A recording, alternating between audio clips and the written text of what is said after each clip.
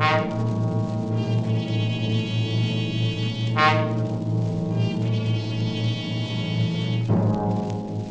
are trapped in the dark cellar of your home. Beside you is the murdered body of your wife. And above at the front door are your friends looking for you, tracking you down, cutting off your escape.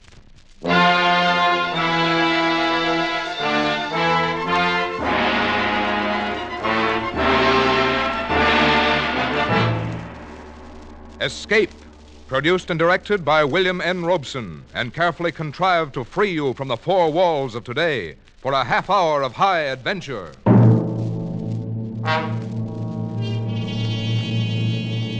Tonight we escape to a university town in England and a household where hate holds sway as we listen to John Collier's famous story, Back for Christmas.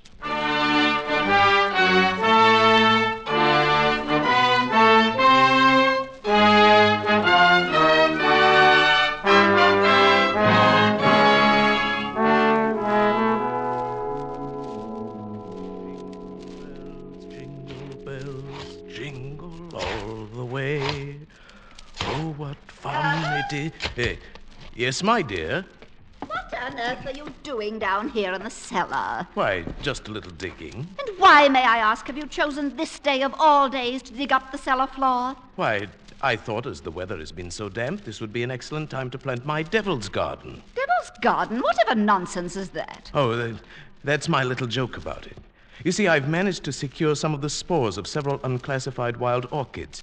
In their natural state, they bloom under damp masses of leaf mold. The Araucanian Indians call them devil flowers because they appear to bloom under the ground. Well, I'm sure the Araucanian Indians will be very interested if you succeed in growing these ridiculous flowers under the cellar floor. Whom else it'll interest, I can't imagine. What's that terrible smell? Why, that's the leaf mold, my dear. Chemically identical with the earth blanket they grow under in the wild state. I really should line the pit with concrete so as to prevent seepage from this foreign soil. But I don't suppose there'll be time for it now. There certainly will not be time for it. Do you realize that we're sailing for America a week from today, and you've made no arrangements whatever? Unless you call digging a hole in the cellar making arrangements. I certainly don't. Devil's garden, indeed. Sometimes I think you're going soft in the head, Herbert. Well, I suppose it's inconsiderate of me, but you see, I've been wanting to try this experiment for a long time. But what with my lectures and seminars at the university, there never seemed to be time. Well, there certainly isn't any time for it now. I suppose you've forgotten I made an appointment for you at the barber's this afternoon? Oh, must I shave off my beard, Hermione? Now, we've been all through that. Of course you must. They don't wear beards in America. Go and get your jacket on and do as I tell you. Yes, Hermione. And don't forget to take your umbrella. It looks like rain. Yes, Hermione. Oh, don't look so put upon, Herbert. Someone has to plan things in this house, or you'd never even get to the university in time for your lectures, much less make arrangements for a trip to America. I know, but what of my specimens? There'll be plenty of time to plant your precious devil's garden when you get home from America. We're not going to be gone forever, you know. We'll be back here for Christmas. Yes, of course. Back for Christmas. I'd forgotten. Well, try to remember it. And if you can't do that, just do as I tell you. I've been making the plans in this house for 20 years, and if there's any digging to be done, I'll manage that as well. You understand, Herbert? Yes, Hermione. Good. You have just 20 minutes to clean this mess up down here and keep your appointment at the barber's. And when you finish there, I want you to come straight home. Why, I wanted to stop at Miss Markham's and pick up some books I ordered. Well, all right. But don't loiter there the whole afternoon, browsing over those old books the way you usually do. Now hurry and clear up this rubbish. Get rid of that smelly stuff. And no more digging, mind you. Yes, Hermione.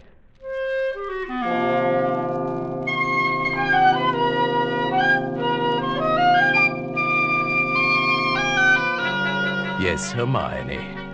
How many years have I been saying that? 10 years? 15? 20? Clear up the rubbish. Yes, Hermione. Don't forget your umbrella. Yes, Hermione. Do this, do that. Yes, Hermione. Yes, yes, yes. How much longer can I stand this?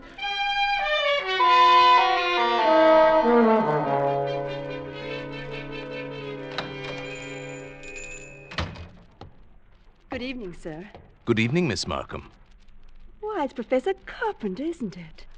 You didn't recognize me. Oh, you look ever so much younger without the beard. 20 years at least. 20 years. Oh, you'll be glad to know those books you ordered have finally arrived. Books? Phytotomy of phalloid gametophytes and coniferous shrubs of North America. Those are the ones you ordered, aren't they? Oh, yes. Thank you. You're very kind, Miss Markham. Why kind, Professor Carpenter? Well, not many young ladies in bookshops would go out of their way to look up rare books for an old professor of botany. Oh, why, you're not old, Professor Carpenter. Really, you look... Oh, and besides, I adore botany. It's my particular hobby. Oh, really? Well, you never told me that before, Miss Markham. Oh, I was afraid to. You were so imposing with a beard and all. Well, You might be interested in some specimens of alpine polyanthes that were sent to me by a friend in Switzerland. Switzerland? I used to go there for my holidays before the war. You like Switzerland? Oh, I love every part of it. The lakes, the mountains, the beautiful spring flowers. Oh, especially the flowers. Oh, yes. It seems we have quite a lot in common, Miss Markham. I'm sorry we haven't talked before. Oh, I am, too. It is all the fault of the beard, I suppose. Miss Markham, forgive me if this sounds foolish, but I feel that shaving off my beard is the most important thing I've done for 20 years. Oh, it is. I'm sure it is. I'm ashamed that I've been so distant with you all the time. Oh, there were times when I almost spoke up. Times when you came in here, tired after a day with your students at the university. Oh, you seemed so alone. The way I'm alone in the world. I'd like to have asked you to stay a while and talk with me. But some way or other, I wound up giving you your change and letting you go on your way. You say you're all alone in the world? Since my father died. Well, did you never think of marrying? Oh, my father was a very remarkable man. I never found anyone who seemed to measure up to what he led me to expect of men. And then the war came. Miss Markham, It's been so long since anyone called me by my first name. I'd like you to, if you don't mind. It's Marion. Marion. And yours? Herbert. How long have you been alone, Herbert? Alone? Oh, I knew you were a widower, of course, the first time I saw you. A widower? Oh, I can always tell. There's a certain sadness in a man's eyes. A sweet sadness, I think, when he's been married and then... A widower? I never thought of it in quite that way. Oh, perhaps I shouldn't be talking like this. But I've often wondered what she must have been like. Your wife, I mean. Hermione? Not an easy woman to forget. Very strong, always managing things. The house, my wardrobe, my friends. When we dined at a restaurant, she even ordered my food. She was always managing things. You might say she managed herself to death. Oh, poor woman. She must have loved you very much. But she needn't have put herself out so. It's plain to see you don't need things managed for you. You need companionship, I think. Someone sympathetic with your work. But the last thing on earth you need is a manager. How well you put it. The last thing on earth.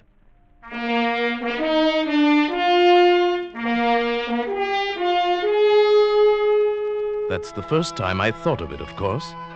But suddenly a whole new world opened up before my eyes. Marion and America and no more of Hermione's planning my life for me. By the time I got home, my mind was working overtime. Well, at last. You certainly took long enough about it. What are you looking so pleased about? I don't really know. Getting rid of the beard, perhaps. I feel 20 years younger. You look even smaller. Your face looks triangular or something. I'd forgotten your chin was so weak. Oh, but never mind that. You can grow it back soon enough, after Christmas. Where are you going? Down to the cellar. I just bought this electric lantern, and I thought I'd put it away down there. Now, whatever possessed you to buy a thing like that? I don't know. I'd rather like this lantern. Might come in handy. Who knows? Now, Herbert, don't start digging down there again. I've 100 things to do putting the house in order before we leave. I want you to carry these boxes upstairs for me. Yes, Hermione. And if you're going down to the cellar, take this along and stuff it into the furnace. But this is my old bathrobe. I may need it. Oh, nonsense. I bought you a new one. Get rid of it. And don't start puttering down there with that devil's garden or whatever you call it. I'm through digging, my dear. I think the pit is quite deep enough now for my devil's garden.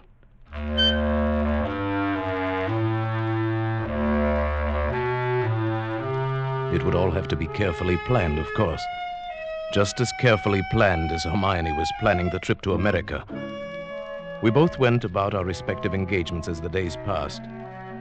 I spent all the time I could with Marion, and finally she consented. And then it was the last day, the big day, the day we were to sail for America. Operator, are you there? I'm still waiting on that call to Salisbury. Oh, well, put them on quickly. Hello? Is this Paul Holt & Sons? Mrs. Herbert Carpenter here. Did you receive my letter? Oh, good. Now remember, we'll be back for Christmas, and I want the job done without fail. What's that? Oh, no, I'm sure he doesn't suspect anything. Send the bill to me in New York as I instructed you. Oh, thank you so much. Oh, there you are, Herbert. Where have you been? Backstairs. I dismissed the servants. Dismissed the servants? But I've asked some friends in to a farewell tea. Go and tell them it's a mistake. I'm afraid it's too late now. They've packed and gone. Oh, you have messed up things properly. How many times have I told you to leave things to me? I make the plans around here. Yes, Hermione. You'll have to do better than this when I plan the trip home, or we'll never in the world be back for Christmas. Back for Christmas, back for Christmas. Must you keep saying that? Well, why not? We are coming back for Christmas, aren't we? Supposing I were offered a professorship in one of those wealthy American universities. Nonsense. Americans care nothing for botany. Luther Burbank was an American. Well, that's different. What have you ever done except muck around in the dirt with a lot of roots and tubers? They've asked me to lecture. That means something. Of course they asked you to lecture. Americans are paid to hear any foreigner deliver a lecture once. Now, there's no use getting yourself in a state about this, Herbert. No doubt this extra money will come in very handy when we arrive back for Christmas. Precisely. And it's no good you're making a joke of it. Heaven knows where you'd be today if I hadn't got a sense of time. Yes, my dear Hermione. And since you've been so foolish as to dismiss the servants, you may empty the ashtrays and straighten up this room while we're waiting for the guests to arrive.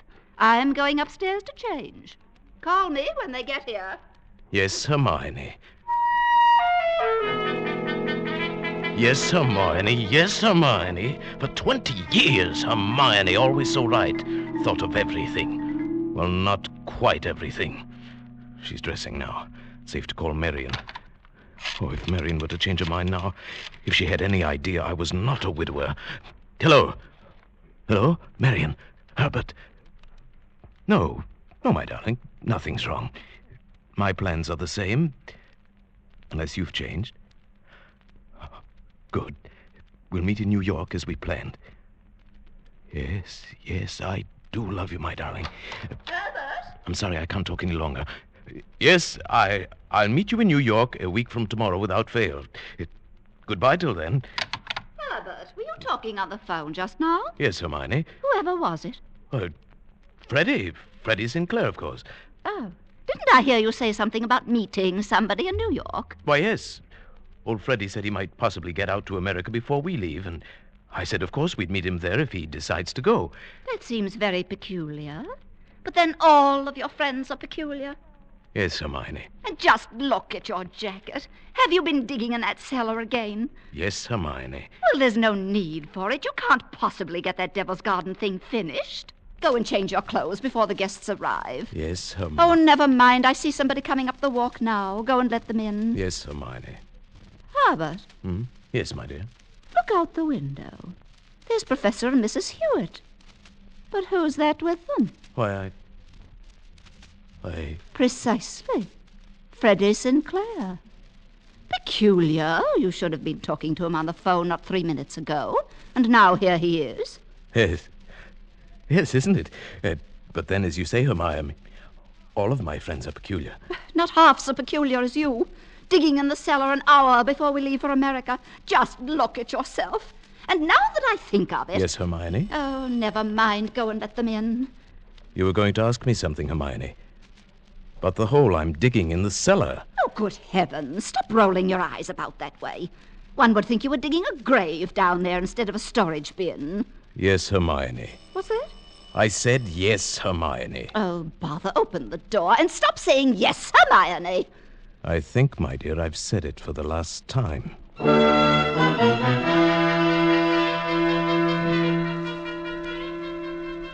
Back for Christmas. Hermione was so positive we would be back for Christmas.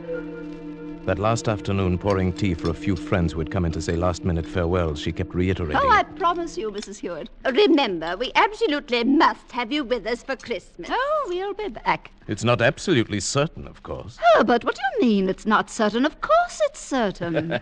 After all, Herbert, old boy, you've contracted to lecture for only 3 months. Quite right, but then, of course, anything may happen. Oh, Herbert adores being unpredictable. Now, what other man would dig a great hole in the cellar on the very day he was leaving for America? A hole in the cellar? Yes. He's going to put some unclassified wild orchids down there. A devil's garden, if you please. Sounds mysterious. That's Herbert, though he's really quite simple once you find out what he's up to. Now, take that telephone call he put through to you a few moments before you arrived, Freddie. To me? Yes. Herbert wanted to surprise me about your plan to meet us in New York next month.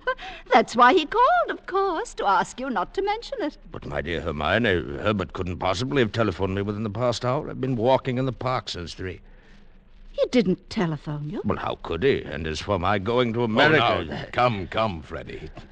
You may as well own up. Hermione has found me out again. But, Herbert, old chap, I really don't understand. There. You see what a poor liar Herbert makes. He's red as a beetroot.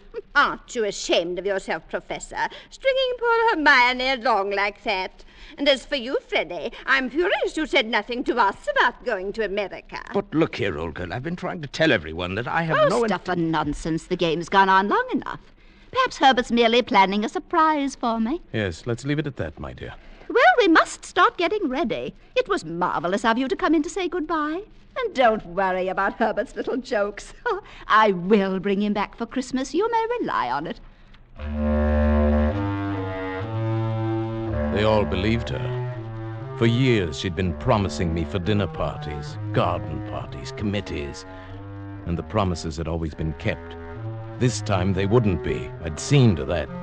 The servants were gone for good, the farewells all said. I had timed to the minute how long it would take to fill in the hole in the cellar, in my devil's garden. Upstairs in the bedroom, I undressed, folded my clothes over a chair, and put on my old bathrobe. Then I opened the door into Hermione's room. Are you ready, Herbert? Hermione, have you a moment to spare? Of course, my dear, I've just finished. Then do come in here for a moment. There's something rather extraordinary here. Good heavens, Herbert, what are you lounging about in that filthy old bathrobe for? I told you to put it into the furnace. I shall do it today, yes. I really will, I promise. Well, high time.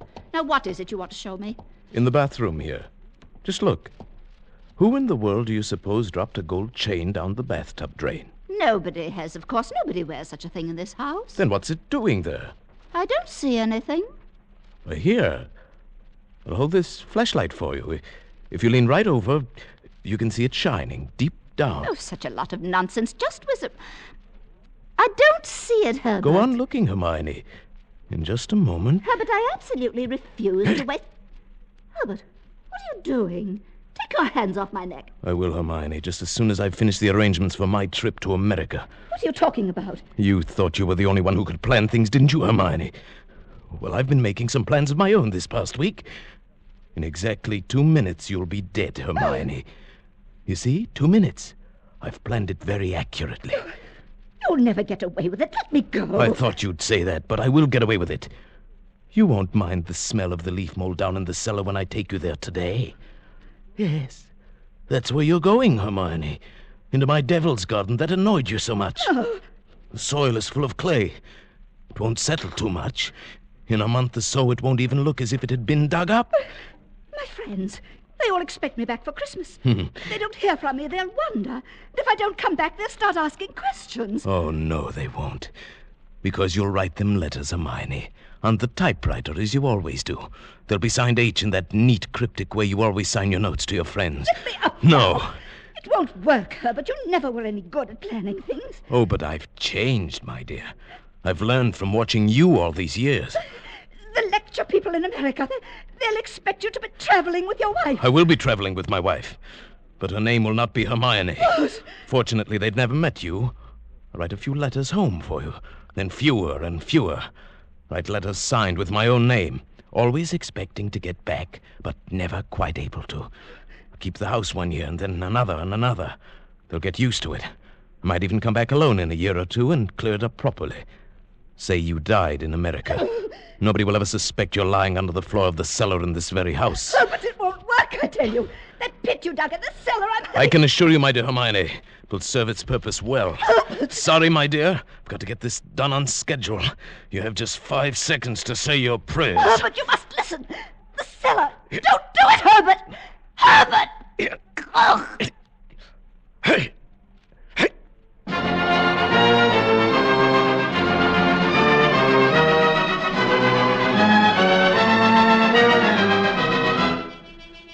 The water cut off at the main as I knew she would order it. She was so thorough, but so was I. Strangulation. Nothing to wash up. The electric current shut off exactly at 1 o'clock, just as she ordered it. She thought of everything. So did I. My nice new electric lantern, plenty of light to work by in the cellar. The old bathrobe she wanted me to throw away came in handy now if there should be any chance bloodstain. Then into the fire with it afterwards, the last evidence of my devil's garden. It was going well. Still an hour till I had to leave for the boat. The hold was almost filled.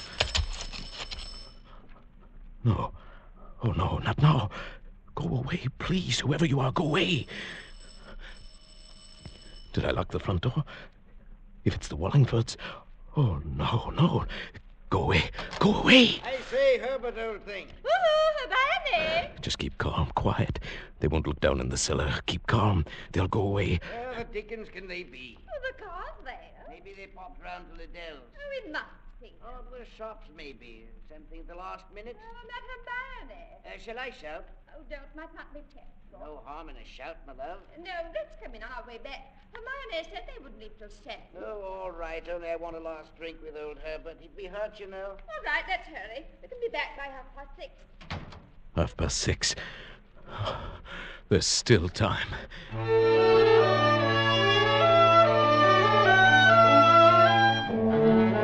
After that, it was easy. Put the finishing touches on the Devil's Garden, dress fast, get out of the house before 6:30, take the boat trade to Southampton and board the ship for America. All according to plan. Hermione's plan.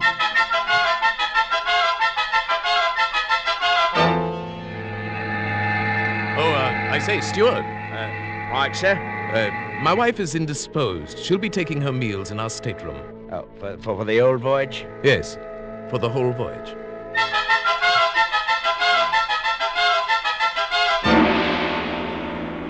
Well, I trust your wife is feeling better this morning, Professor Carpenter. Yes, a little. Not yet well enough to leave her cabin. Oh, I'm sorry. Oh, by the way, here's a copy of the radiogram you sent for your wife last evening. Oh? Oh, thank you. I'll just check it over. I say, look here. What is it? Did the typist make a mistake? No. No, nothing important. She can correct it later.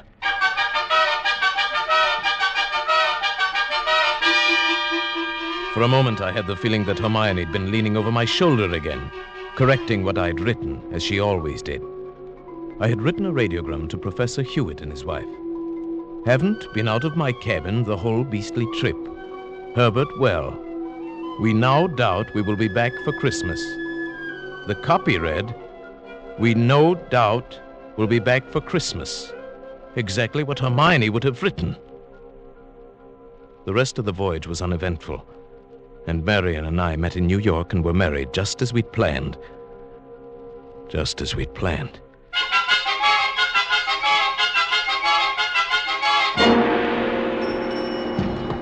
Professor and Mrs. Carpenter, we have reservations, I believe. Oh, yes, we've been expecting you, sir.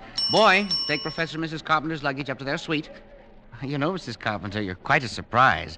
Your letter reserving the rooms was so thorough, I was expecting an older, more forbidding sort of person, frankly, ma'am. Oh, no. As a matter of fact, we're just married. But my letter reserving the room... I wrote the letter, my dear, and signed it Mrs. Herbert Carpenter. Purely a joke. Oh, what a cunning old fox you are, Herbert. Now that I think of it, I am, rather. Oh, I almost forgot. There's a letter for you, Mrs. Carpenter. A letter for me? I wonder who on earth... Well, we shall find out in good time. Come along, my dear. We're keeping the boy waiting.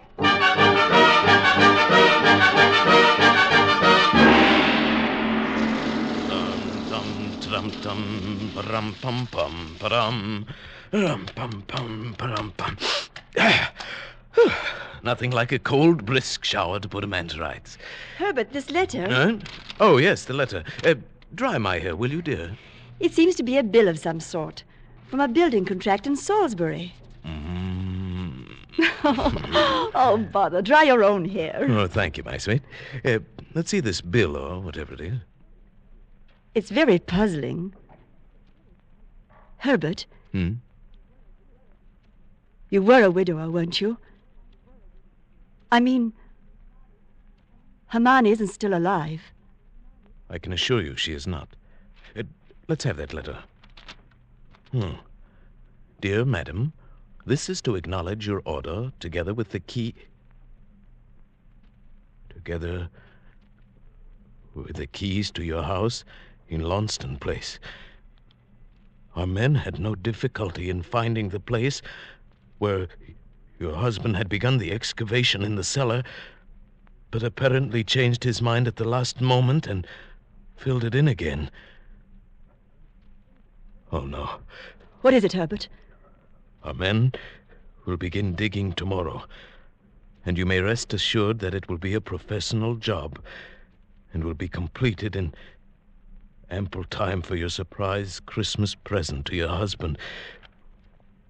We are happy to be conspirators with you in this thoughtful gesture, and hope that Professor Carpenter will be pleased at the results of our work on what he so quaintly calls his Devil's Garden.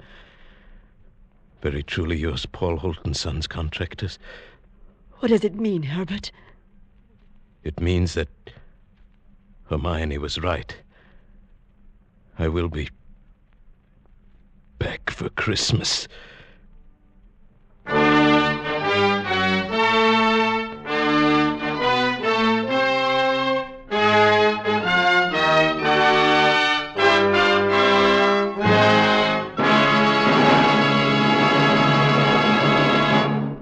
Escape is produced and directed by William N. Robeson, and tonight brought you Back for Christmas by John Collier.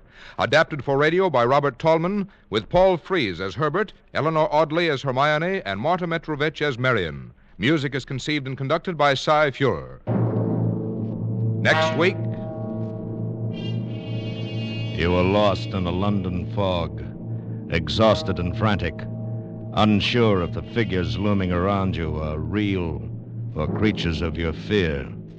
And behind you, pursuing you, intent on killing you, lurks a murderer from whom you must escape.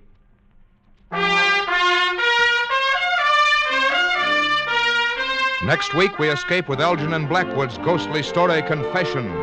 Good night, then, until this same time next week, when again we offer you Escape. This is CBS, the Columbia Broadcasting System.